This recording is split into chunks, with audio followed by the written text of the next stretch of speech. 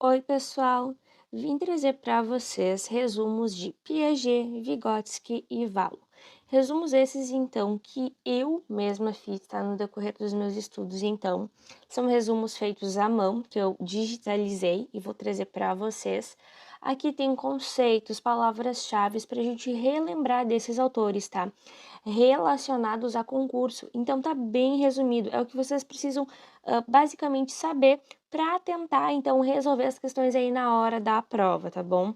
Vamos iniciar, então, por Piaget. Piaget fala que o desenvolvimento cognitivo do ser humano, ele se dá através de etapas, também chamadas de estágios ou períodos. Para Piaget, são 4 esses estágios, tá? Sensório motor, de 0 a 2 anos, pré-operatório, dos 2 aos 7, operatório concreto, dos 7 aos 11, e operatório formal, que é dos 12 em diante, tá? E para decorar, a gente pode fazer SPUM, que é o S, o P, o O e o O, na sequência para a gente tentar decorar aí, então, esses estágios. Claro que é interessante a gente conhecer todos, ler todos eles. Continuando nosso resuminho, Piaget desenvolveu, então, a teoria da epistemologia genética. Quando vocês escutarem esse conceito, é de Piaget que a questão vai estar falando. A teoria é centrada no desenvolvimento natural da criança, tá? As crianças, então, elas não raciocinam como os adultos, tem essa diferença aí através das fases, dos estágios. E também ele desenvolveu o conceito de adaptação, que tem a assimilação e a acomodação de conhecimentos, de informações no processo aí, então, do conhecimento, né? O pensamento infantil para Piaget passa por 4 estágios, como a gente falou, 4 períodos, desde o nascimento até iniciar, então, ali a adolescência, quando a capacidade plena do raciocínio é atingida, tá? Então, a partir dos 12 anos. Uma frase de Piaget: pensar é agir sobre o objeto e transformá-la. Na sequência, a aprendizagem, então, depende do estágio do desenvolvimento mental da criança. Por isso que Piaget fala das fases do desenvolvimento. Em cada fase tem suas características. O papel do educador, aqui na teoria cognitivista de Piaget, é provocar, então, situações problemas, as quais promovam novas assimilações pelos aprendizes. O pensamento da criança é entendido na teoria de Piaget como a interiorização de ações, tá? Então, é essa a assimilação. A criança, ela produz construção de uma estrutura lógica que permite o indivíduo agir no e sobre o mundo de forma cada vez mais complexa. O conhecimento, ele é produzido pela equilibração entre o sujeito e o objeto, com o auxílio então da assimilação e da acomodação. Esse aqui seria um conceito de adaptação criado por Piaget. O conceito de adaptação nada mais seria do que o conceito de como é feita a aquisição do conhecimento, tá, pelo ser humano, pelas crianças. A assimilação, então, conforme Piaget, seria a capacidade do sujeito de incorporar um objeto ou uma ideia a um esquema que ele já tem. A acomodação seria a tendência do organismo de se ajustar a esse novo objeto e assimilar, alterar as ações adquiridas, a fim de adequá-las ao novo objeto que está sendo processado, né, recém-assimilado. Um exemplo: cachorro e o cavalo, tá? Já vou explicar para vocês esse exemplo. Após, então, essa assimilação e a acomodação, a gente vai ter aqui a equilibração, que seria o indivíduo passando a dominar, então, esse novo objeto assimilado e acomodado, chegando a um ponto de equilíbrio. Voltando aqui, então, com um exemplo que eu tinha falado para vocês: cachorro e cavalo. O que seria o exemplo do cachorro e do cavalo? A criança até então ela tem um conhecimento do cachorro, ela viu já pessoalmente um cachorro, viu imagens e sabe que o cachorro tem 4 patas, que o cachorro tem orelhas, que o cachorro tem o focinho. Vai ser apresentado para ela o cavalo, tá? Uma imagem super semelhante do cachorro, até mesmo nas tonalidades do pelo, né? E a criança vai estar em primeira mão falando que é um cachorro. Então, vai vir um ser um adulto e vai estar falando para ela que não, que aquilo é um cavalo, mostrando as diferenças. A diferença na orelha, a diferença no rosto, no focinho, e mostrando então, fazendo essa assimilação, tá? A criança vai ter a informação do adulto para fazer a acomodação e então ela vai chegar a um ponto de equilíbrio, identificando que existe então cachorro e cavalo, tá? Aí que acontece o conhecimento. O conhecimento é produzido por essa equilibração entre o sujeito e esse objeto, com o auxílio da assimilação e da acomodação, que seria esse exemplo que eu dei para vocês. Ainda, Piaget fala da anomia, da heteronomia e da autonomia, tá? São conceitos que também podem estar aparecendo nas provas de vocês. O que seria a anomia? A anomia entra no período sensório-motor ali dos 0 aos 2 anos, que significa a ausência de regras, tá? A ausência ou negação, então, das regras. Quando a criança nasce, ela precisa descobrir, então, que existem as regras, ela não entende. Enquanto ela não conhece, ela vai usando o choro para se comunicar, usando outros sinais, né? Porque ela não entende as regras, ela não conhece as regras. Passando, então, para a heteronomia, a gente tem a fase, o segundo estágio, né? O período pré-operatório, que acontece dos 2 aos 7 anos, onde a criança vai ter presença de regras, tá? De fontes variadas. Então, a maioria das outras pessoas vão estar criando as regras para seguir, né? Cada ambiente vai ter sua regra. Construindo, então, os seus valores através da coerção dos adultos com que ela convive. Sabe que pode e o que não pode fazer, tá? Então, é nesse momento que ela vai saber o que pode e o que não pode, as regras, né?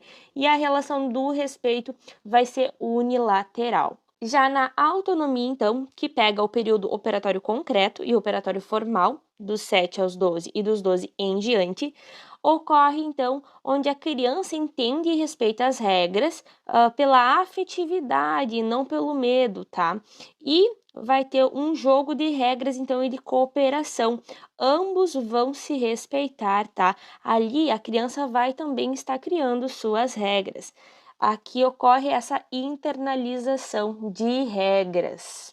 Bom, Piaget, então, seria isso. Vamos para o próximo autor, Vygotsky. Vygotsky fala, então, de uma pedagogia mais contemporânea. O conhecimento, por Vygotsky, é adquirido pelas trocas mediadas pela linguagem, facilitadas, então, pela interação social. Grifem essas palavrinhas, interação social. A estrutura cognitiva, então, está ligada à aprendizagem, mas Vygotsky fala, então, que o indivíduo, ele aprende e então ele se desenvolve, diferente de Piaget, que a gente viu anteriormente, que ele fala, então, dos estágios. Piaget fala que o indivíduo, ele vai se desenvolver, então ele vai aprender. Vygotsky é ao contrário. Primeiro ele diz que a gente aprende, por isso que a gente se desenvolve. Vygotsky ressalta ainda o papel da escola no desenvolvimento mental das crianças. O processo de internalização, ele vai ocorrer do nível social para o nível individual. Então, muita interação social aqui. Uma frase, então, de Vygotsky: o saber que não vem da experiência não é realmente saber. Foca 100% na experiência, nas interações sociais e nas suas vivências, tá? Ele fala ainda da zona de desenvolvimento proximal. Vocês vão ouvir muito esse conceito, tá? Nas provas. E o que significaria a zona de desenvolvimento proximal? É o meio, então, do processo aí de aquisição do conhecimento. Primeiro, Vygotsky fala, então, do nível de desenvolvimento real, que é determinado pela capacidade de resolver um problema sem ajuda. Quando o indivíduo sabe resolver aquele problema sem ajuda, a criança está numa fase que ela consegue desenvolver tal atividade sozinha, ok? É o nível de desenvolvimento real dela. Já no outro lado, a gente tem um nível de desenvolvimento potencial, que vai ser determinado através de uma resolução, então, sobre a orientação de um adulto ou com a colaboração de outro colega de classe ali ou uma outra pessoa que sabe um pouco mais, tá? Então, vai ter essa ajuda, tá? Então, aqui no real, a criança consegue sozinha, sem ajuda, e no nível potencial, ela necessita da ajuda para estar resolvendo aquele problema, aquela atividade. A zona de desenvolvimento proximal, então, é o caminho entre o potencial e o real, tá? É o caminho entre ela conseguir desenvolver a atividade sozinha. É o momento, então, que existe a interação, sim, mas, na verdade, a mediação, onde o adulto não vai fazer pela criança, vai instruir pouco, tá? Um pouquinho. Então, esse é o processo da zona de desenvolvimento proximal. A teoria de Vygotsky é chamada de teoria sociocultural, ou ainda socio-interacionista ou socioconstrutivista, tá? Vocês podem encontrar essas três nomenclaturas. Nessa teoria, na teoria de Vygotsky, então, a criança ela pode e deve fazer as coisas que ela consegue fazer sozinha. E ainda ela tem que tentar sim fazer a do nível elevado ao seu nível, tá? Tentar fazer sozinha para conseguir elevar o seu desenvolvimento. Vygotsky, então, foi quem formulou o conceito de zona de desenvolvimento proximal, que é o caminho da zona de desenvolvimento potencial, então, para o desenvolvimento real. Aqui a gente vai ter uma aprendizagem mediada. O objetivo da educação na perspectiva vygotskiana é o desenvolvimento de uma consciência construída, então, culturalmente. O professor ele vai ser a figura essencial do saber por representar, então, o elo entre o aluno e o conhecimento que está disponível ali no meio, no ambiente em que ele está inserido. Para Vygotsky, o aprendizado orientado para os níveis de desenvolvimento que a criança já tem atingido, no nível que ela está, é ineficaz do ponto de vista do desenvolvimento global. É sempre necessário estimular além, estimular o que ela ainda não consegue fazer sozinha.